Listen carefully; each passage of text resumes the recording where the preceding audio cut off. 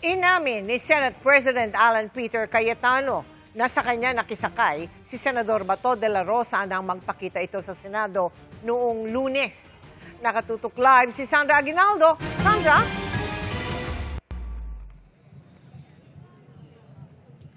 Yes, Mel, narito tayo ngayon sa harap ng Senado at kayo po ay inaantabayanan po natin yung pagdating dito ng mga kawani ng National Bureau of Investigation kasi po meron pong alingas-ngas na maari raw pong may maganap na posibleng pagsisilbi muli ng warrant dito kay Senador Bato de la Rosa. Bukod po sa mahigpit na ang seguridad dati, masasabing mas mahigpit pa ngayon ayon nga po kay kay Sergeant at Arms, retired General Mau Aplasca, ay nasa 2,000 po ngayon ang nakabantay sa paligid at loob ng Senado. Bukod sa sarili pong security po ng Senado ay meron ding mga kawani dito ng Philippine Marines at dati naman daw na naka-assign na dito at sa Senado at meron ding mga PSPG o PNP, Police Security and Protection Group. Pero ayon naman po kay Aplasca ay kung darating man daw dito ang NBI,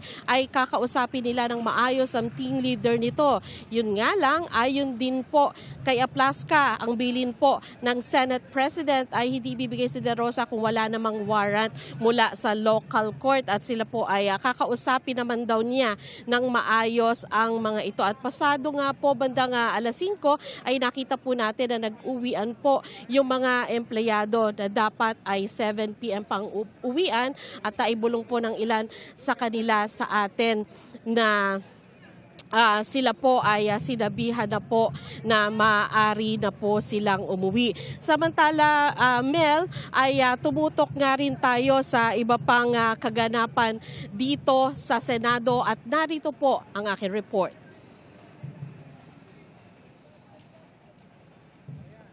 Kung nagulat ang publiko sa pagdating ni Senador Bato de la Rosa sa sesyon noong Lunes, nagulat din daw ang ilang senador. Si Senador Panfilo Lacson, sinabing hindi niya natulugan ang paglutang ni de la Rosa na aniyay kaunti lang ang nakakaalam. Ang pagkaalam ko, at least silang dalawa lang mag-ate ang nakakaalam tungkol kay Bato na darating. Okay, Dahil ang pagkaalam ko, nakasakay si Bato sa kotse ni Senator Pia. Pero sa sesyon ngayong hapon, itinanggi ito ng senadora. That statement is false. Senator De La Rosa did not ride in my vehicle. Hindi ko nga alam na darating siya. Nagulat din ako. Katabi ko si Lawrence, ako. Nagulat ako, wala akong idea. I sincerely apologize to our distinguished colleague, Senator Pia Cayetano.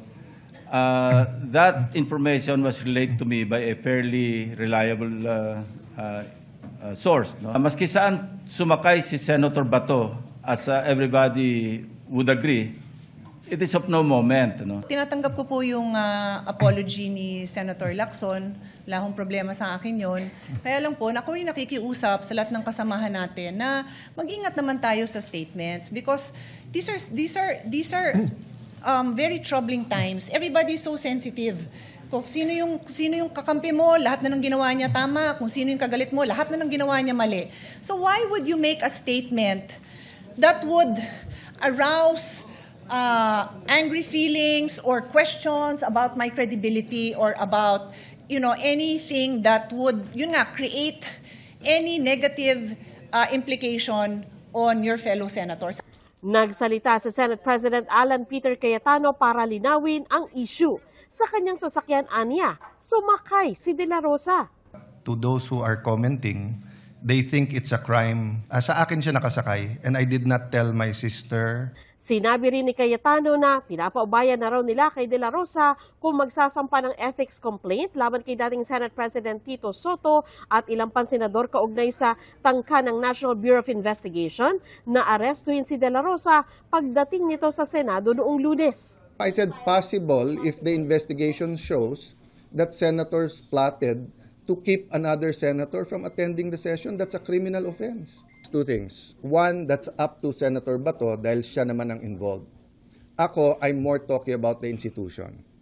Sometimes, if it's more political action, it's better just to let it go. Hinihinga namin ng reaksyon si Soto. Pero nauna niyang ipinaliwanag na sinabihan lamang niya ang NBI na makipag-coordinate sa Office of the Sergeant at Arms nang sabihan siyang may warrant of arrest para kay De La Rosa.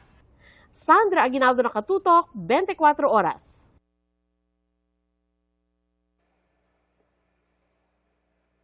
Namin sa inyo ngayon ay yan po yung gate ng Senado na nandoon po sa pagitan ng GSIS building at nitong Senate building. At yan nga po ay mahigpit ding binabantayan ngayon dahil ayon po kay General Aplasca ay nakita niya mismo kanina na meron pa mga kawani ng NBI dyan. Nakita raw po niya yung mga ID nila. At kaya nga po sa ngayon nasa labas naman sila ng gate at puro Senate security yung narito sa loob. So patuloy po tayo magbabantay dito po sa loob at labas ng Senado. Mel?